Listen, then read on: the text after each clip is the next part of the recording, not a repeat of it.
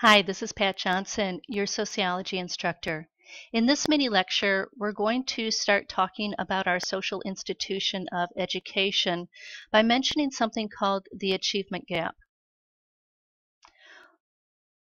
One of the things you've probably learned this semester, hopefully, is that there is great differences in the quality of schools throughout the world.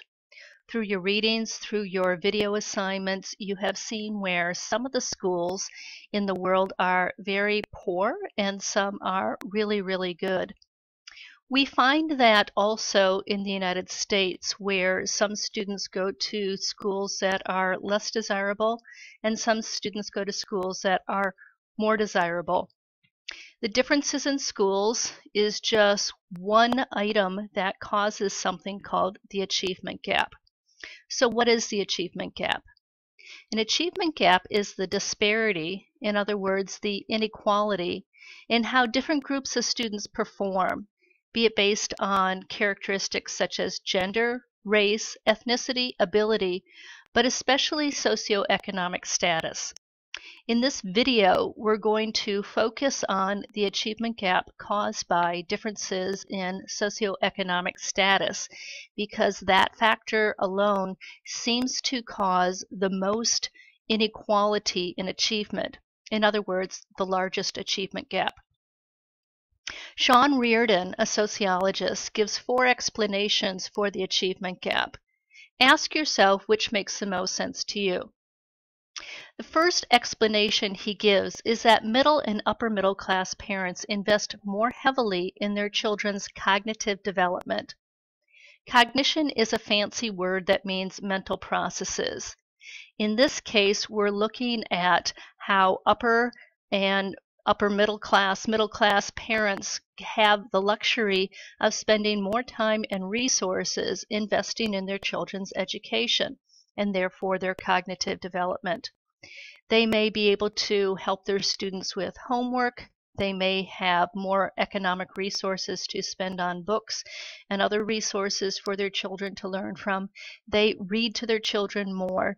There's just a lot more resources among the wealthier people in our society investing in their children's education. The second reason that Reardon gives for the achievement gap is he mentions that it really started to take off during the late 20th century. I had a friend in graduate school when I was getting my first master's degree in counseling who was married to an active duty Marine, and they were both Korean Americans. Both had immigrated with their families from South Korea when they were adolescents. After they married and the husband joined the Marine Corps, they had a child, and then the husband was getting out of the Marine Corps and had been accepted to MIT, the Massachusetts Institute of Technology, a very prestigious and difficult school in Massachusetts. They chose to live in a very, very tiny apartment in a very high income area so that their child could get the highest quality public education. They wanted their child to have the best education, so if there is an achievement gap, that their child would be on the high end of outcomes. This is just one example of the great disparity in achievement that was occurring in the late 20th century. There's also another reason for the achievement gap. Income is related to other social resources, such as parents' education and family structure.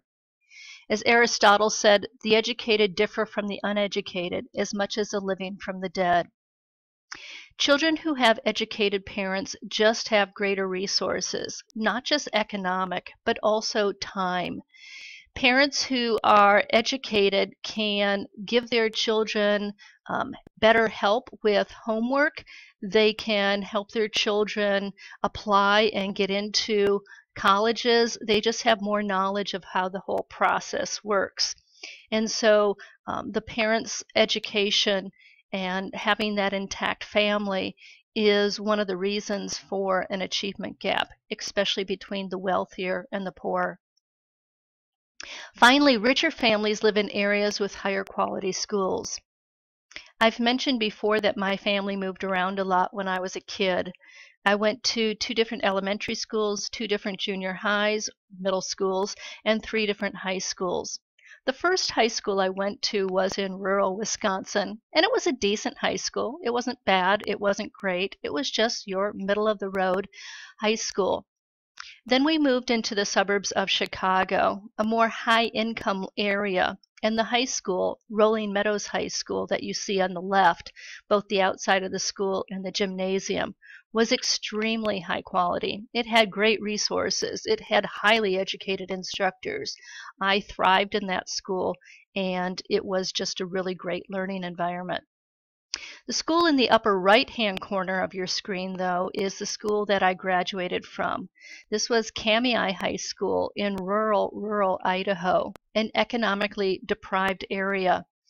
And the school not only had a less desirable structure, but the education, the books, the quality of the teachers was just not as high. And so richer families live in areas with high quality schools. We'll talk about this more later down. So again, when we're talking about the achievement gap, an achievement gap is the disparity, the inequality in how different groups of students perform, be it based on gender, race, ethnicity, ability, and especially socioeconomic status.